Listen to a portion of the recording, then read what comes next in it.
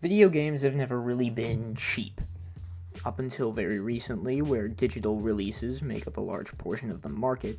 Buying a physical copy of a game was the only way to be able to play it. It's only through the growth of the internet that games have been able to sell in an entirely digital format and for a lot cheaper.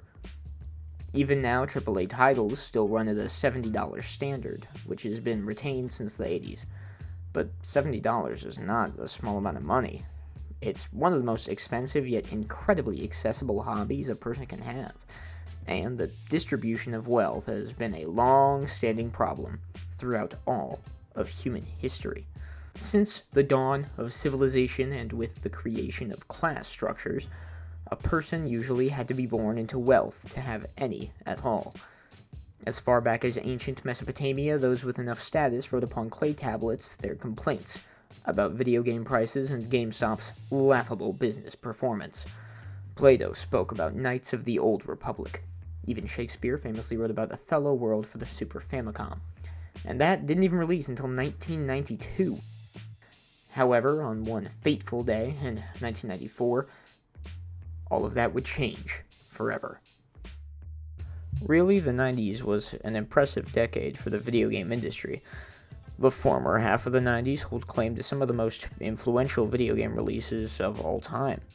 Titles like Doom, Super Mario 64, and Half-Life were incredibly influential and paved the way for numerous other games to follow their example.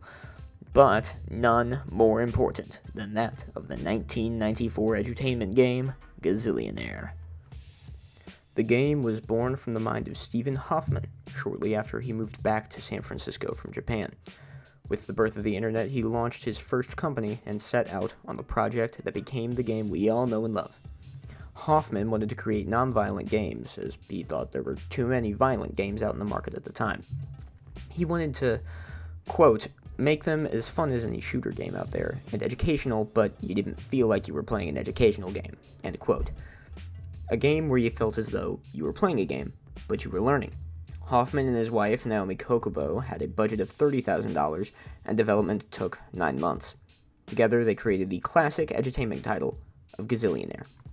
Before I get into the game, I just want to take a moment and say that everybody watching this absolutely should go buy the game on Steam. I'll leave a link in the description of the video, but it's $10 when it's not on sale. When it's on sale, it'll be like $7.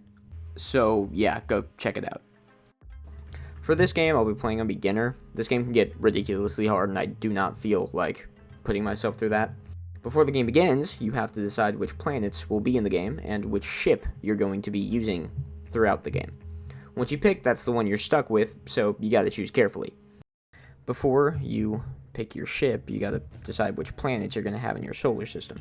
Each of the planets within Gazillionaire is entirely unique, and provides different services and has different markets. The planets that you decide to have are pretty important, but you can also choose to have a random assortment of planets in your game. I remember when I first started, I did not know that you could pick the planets individually, and I just hit the random button until I had the solar system with the funniest planet names. Each of the planets has its own history in the game, which I will not be covering because some of them are very long and difficult to follow. At every planet, you can get the weather forecast, get intergalactic news, read a spiel explaining how time is measured in the game's lore, and you can also interact with that planet's unique special institution. The first planet up on the list is Base. Base is described in the game as a playground for stock market analysts. On Base, you may visit your stockbroker. If you pay a visit to the Planet Special tab and then visit your stockbroker, she will tell you to hold, buy, or sell in each of the planet markets in your system. Next up is FRAC. FRAC is the headquarters of the Voyager's insurance company. This is the company that you may buy insurance from on any planet. Insurance is incredibly valuable. If you get into an accident on your way to the next planet, having insurance can and will save your hide. While on FRAC, you may ask the insurance company for lower weekly premiums on your insurance. Next is Hork. Hork is the media capital of Kakubia. On Hork, you can visit your agent in Horkywood and get free publicity. Every time you visit your agent, he will try and help you with PR. You just have to give him the green light. This can go anywhere between really great and disastrous. just remember that free publicity doesn't always mean good publicity. However, I can't help but always put this one in my game. I love my agent. The way he moves around, he's just a horky little guy. Loro. Loro is renowned throughout Kakubia as a great vacation spot. Visiting Loro allows you to grant your crew leave so that they can vacation. This helps boost their morale, which means you may not have to pay them quite yet. Mira. Mira is the heart of Kakubia's religion and the sacred resting spot of the Quazo Muta. On Mira, you may visit the Grand Sages and ask them for a blessing. This could help you turn your luck around if you're on a streak of bad luck. Or, they can do nothing. Nosh. Nosh is known as the fuel depot for the entire system. Nosh is a much more simple planet. Its only real use is to get a nice deal on fuel. If you click on Nosh's special institution, you meet with Zobrock, the fuel wholesaler. He will always be selling fuel at some kind of discount. This discount will vary from week to week. I do not like Nosh. Its only use is to get a discount on fuel when you'll almost always be able to find one planet in your system that has a much cheaper rate on fuel than the others, making Nosh pretty much obsolete. I never pick Nosh to be in any of my games. Is known as the Fortune Teller's planet. This is because the soothsayers reside on and they have an uncanny ability to predict the future. When you visit you may visit the soothsayers and have your fortune read, for a price, of course. The soothsayers will tell you how positive or negative your aura is. This can be varying degrees of positive, negative, or neutral. If you have a positive aura, you can rest easy. You shouldn't run into any trouble. If it's negative, though, you may want to take note to buy insurance for the week. Pike. Pike is the system's major industrial center and the only place to purchase a higher grade engine. If you visit Pike, you have the unique opportunity to pick up a new engine for your ship. This allows you to be able to go much faster, which is very helpful if you start with a ship that has a low-grade engine. Queg. Queg is the infamous smuggler's haven. On Queg, you may visit Lady Cornucopia. She will always have some kind of discounted price on cargo that you may choose to take. This deal will change with every visit and can allow for some pretty good steals on market items. Sty. Sty is the financial hub of the system and home to the Traders Union. On Sty, you may visit the Traders Union official and ask for financial assistance. He can increase or lower the interest rate on money you put in the bank, or he can do the same for the interest rate on the loans you owe to the Traders Union. Or he could not do anything at all and you don't get anything out of it. Tilo. Tilo is the gambler's planet packed wall to wall with casinos. As Tilo is the only planet in Kakubia with legalized gambling, you may choose to visit the casino dealer while on Tilo. It is there you may play a game of all or nothing. If you win, you'll double whatever you bet. If you lose, you have to pack up and move on. However, you are not allowed to gamble more than 5% of your total cash in 1 week. Vex. Vex is the capital of Kakubia and the seat of the Imperial Magistrate. While on Vex, you may visit this Imperial Magistrate and take part in politics. You may choose to try and petition for lower taxes. This includes import tariffs, export tariffs, and passenger taxes. This will affect how much you will have to pay for taxes on each planet. Zine. Zine is one giant junkyard filled with spare ship parts and brilliant mechanics. While on Zine, you may visit your mechanic, and he will attempt to help you out by providing upgrades to your ship at a discounted price. Xyle. Xyle is the wealthy merchant's planet and home to Mr. Zen. While on Xyle, you may visit Mr. Zen and ask him for a favor. You may just get a lower interest rate on your loan or even increase your credit limit. Or nothing will happen again. Now that we went over all the planets, it's time to talk about the ships.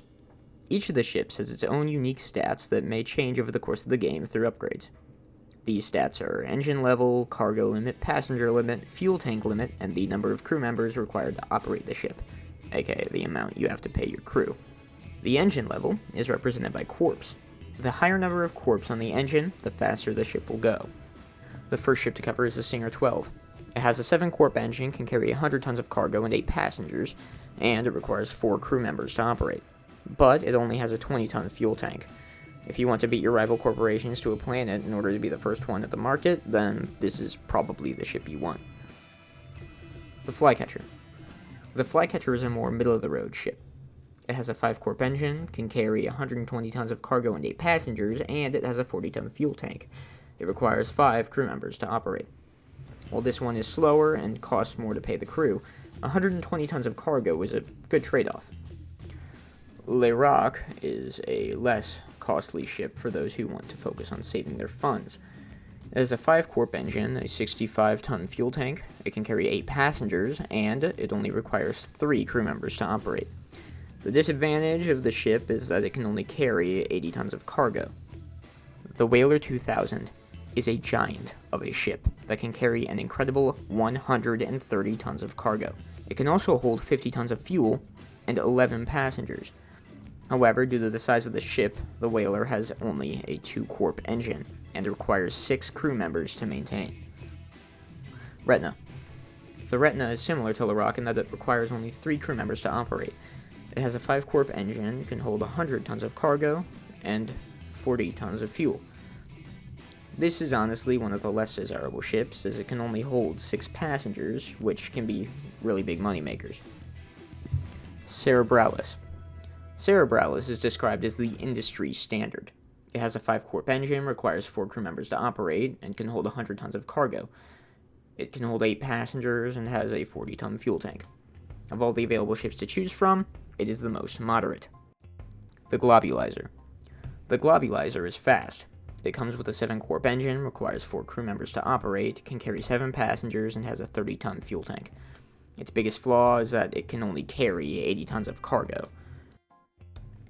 Locomotus. Locomotus has some pretty good stats. It requires 4 crew members to operate and a 6-corp engine. It can carry 5 passengers, 110 tons of cargo, and 40 tons of fuel.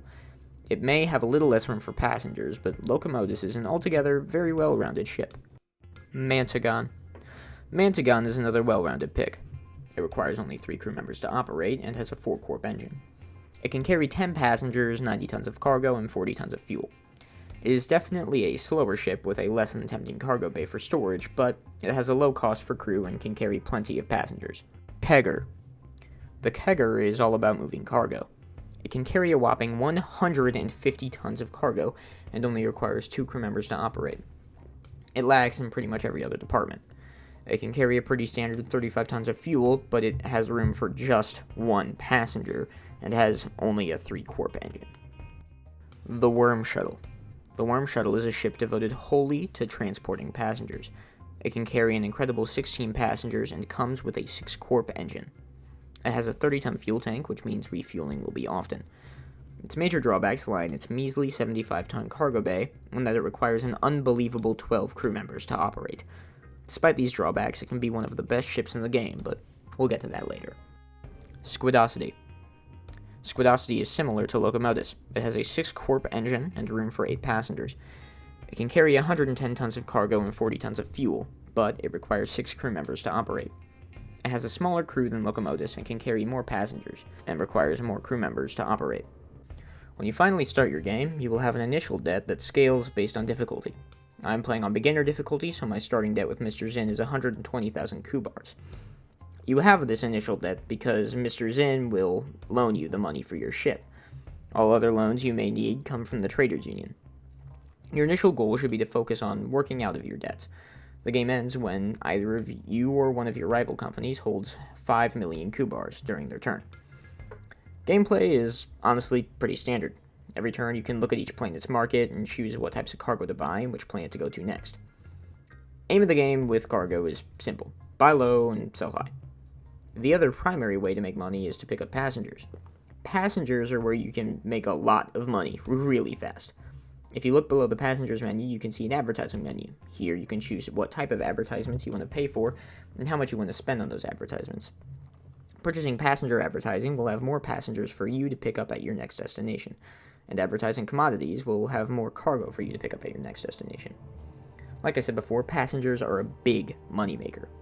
Advertising for passengers is one of the best ways to use your money, and it's also why picking a ship with a decent passenger limit is pretty invaluable. The reason passengers are so valuable is because you can set a custom ticket price for each passenger.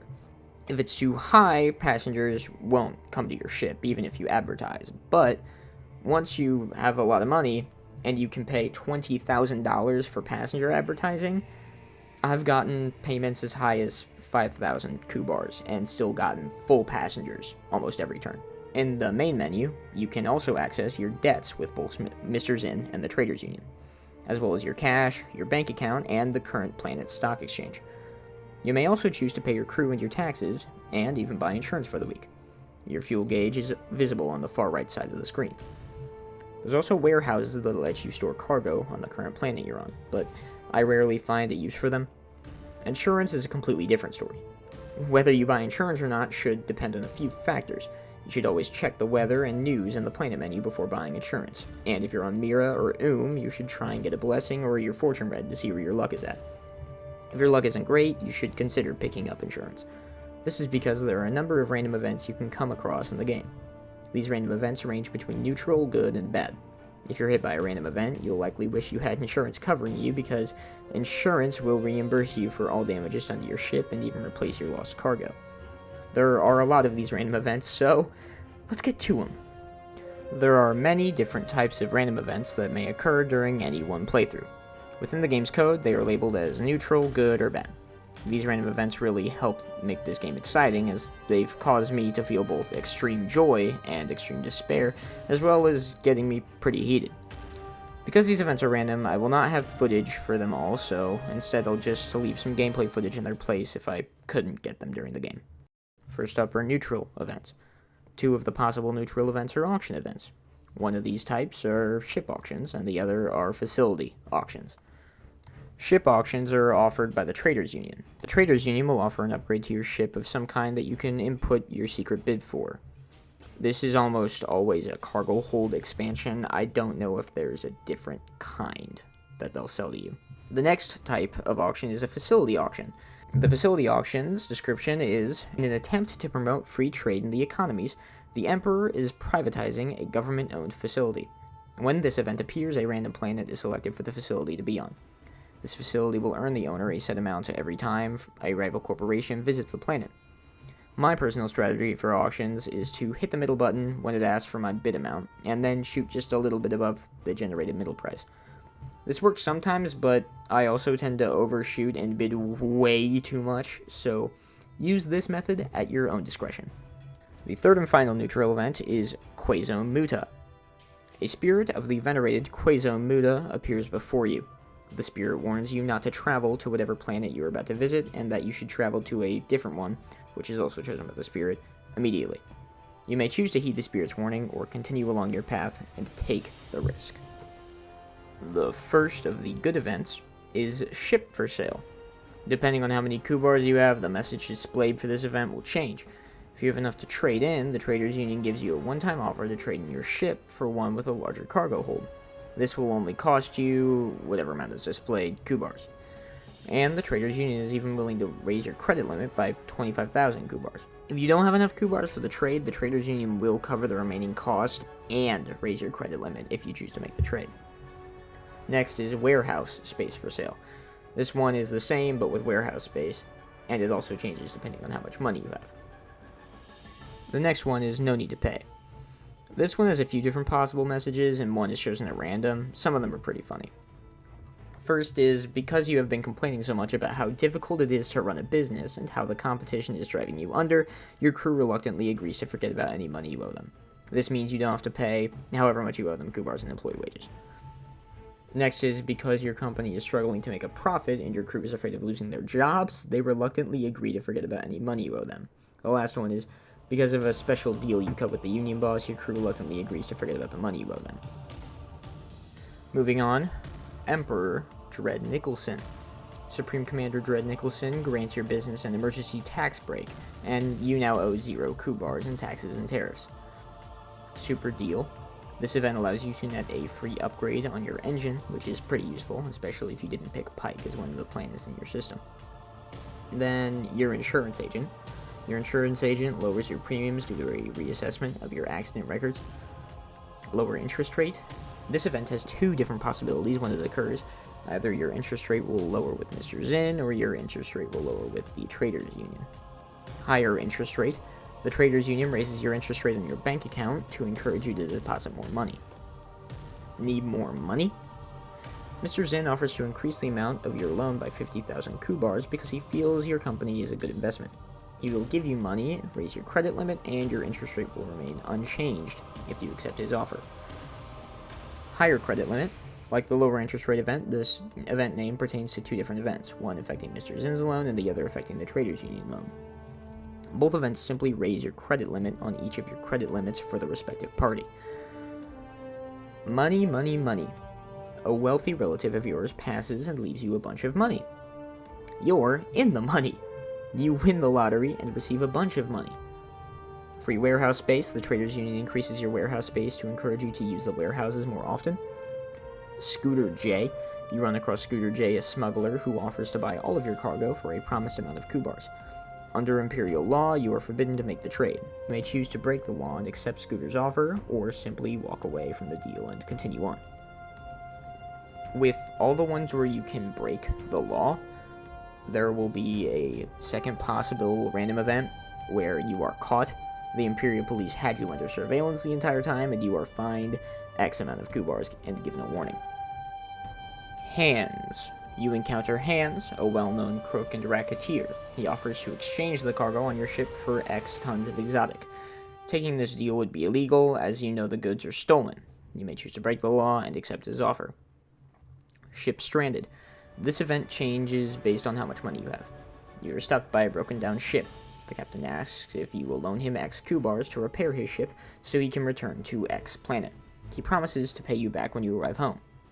You may choose to lend him the money or not. If you do not have enough money to lend, the Traders Union is willing to loan you enough to cover the cost right now. Curtonium Plus. As it turns out, the captain on the stranded ship is from one of Kakubia's wealthiest merchant families. His father pays you a hefty sum of Kubars for your kindness. Quist.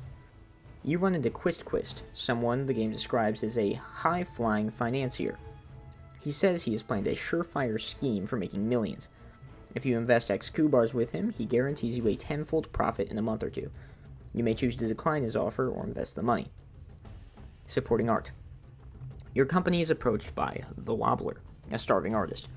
He asks you to sponsor his next avant-garde theatrical production. The game says this will likely not make any money. However, it will be an artistic masterpiece that goes down in history, according to The Wobbler. Bummer. The Wobbler's experimental play is a complete flop. Supreme Commander Dredd Nicholson calls it a national disgrace and bans it from ever being shown again in public. Blockbuster. The Wobbler's experimental play turns out to be a surprise hit. The public flocks to see it. Supreme Commander Dredd Nicholson calls it a national treasure. The Wobbler generously repays you 3 times your initial investment. Business proposition. Brow, an industrial spy, offers to do a little dirty work on your behalf.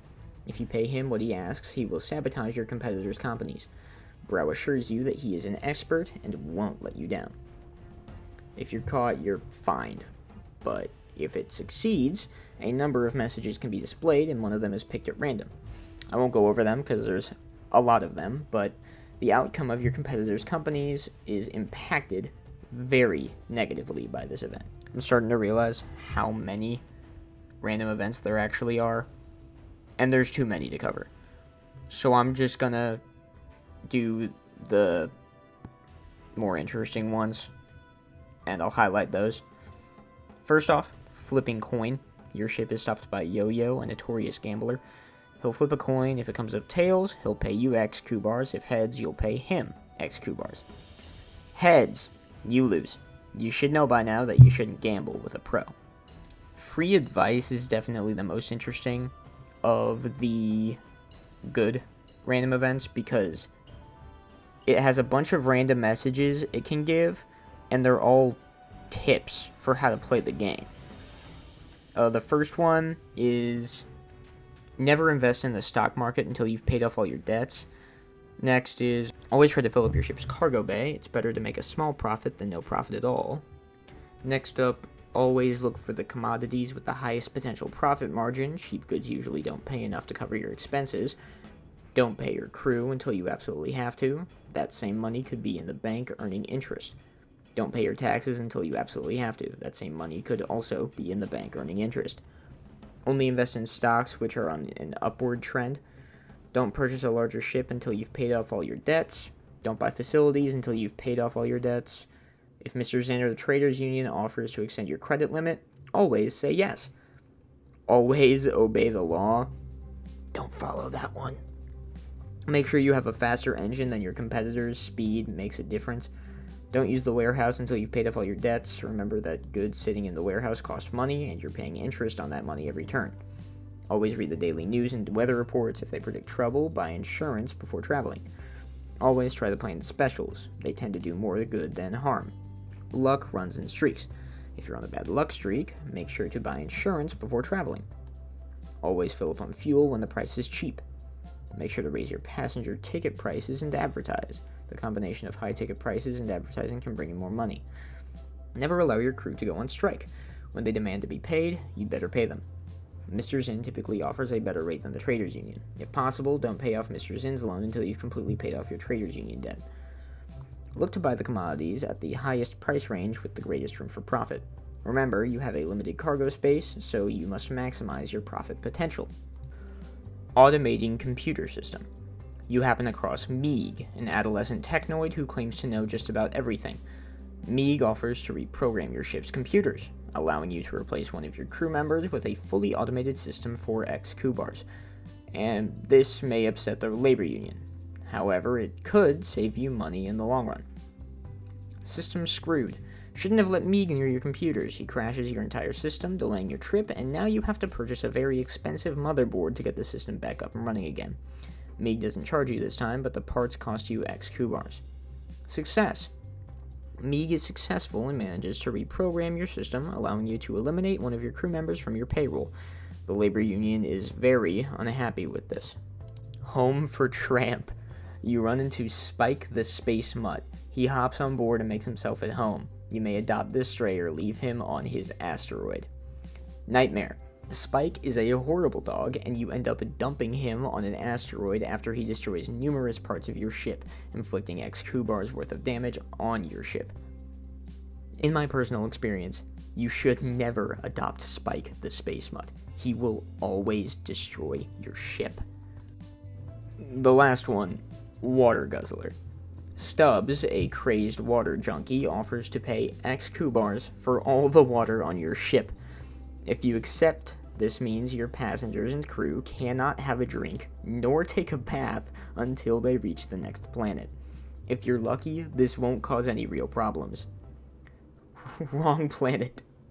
Due to a lack of water, several passengers start complaining. Your crew nearly mutinies, and everyone stinks. Your pilot becomes so dehydrated, he performs a serious navigation error. Nobody dies, but you wind up traveling to Planet X instead of Planet X. Now, I'm going to cover some of the better of the bad events.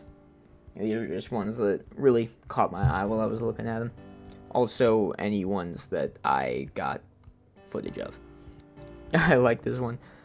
Rate increase. Out of pure greed, Mr. Zinn raises your interest rate from X% to X%. Insurance doesn't cover this type of problem. Demanding union. The United Space Workers Union demands you raise your crew's weekly salary by 100 Kubars per person due to the cost of living increase. If you answer no, your crew may go on strike. Insurance won't cover the cost of wage increase or loss due to strike. Raided by bandits. If you got no cargo, you get jumped by the Bade Rowell bandits. They become so angry upon finding out you have no cargo on your ship that they inflict X Kubars worth of damage to your ship.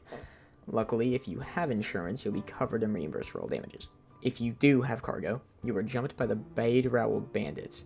They steal all your cargo and inflict X Kubars worth of damage to your ship. I like this one too. Brain robbers. If you have no cargo, you run into the silent mind buggers.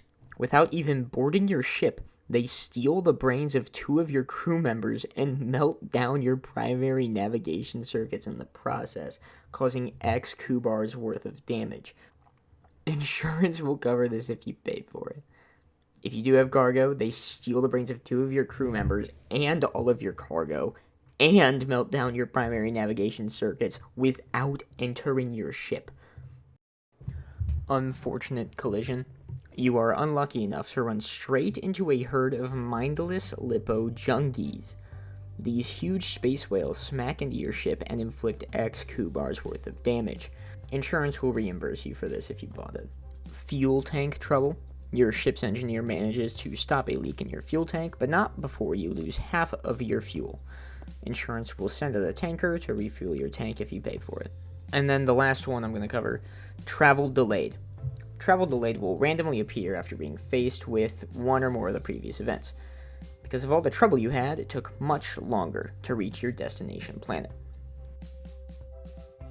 With the random events out of the way, I think that's about all I have for you. I've covered all the different planets, all the different ships, a bunch of random events, and that's about all you really need.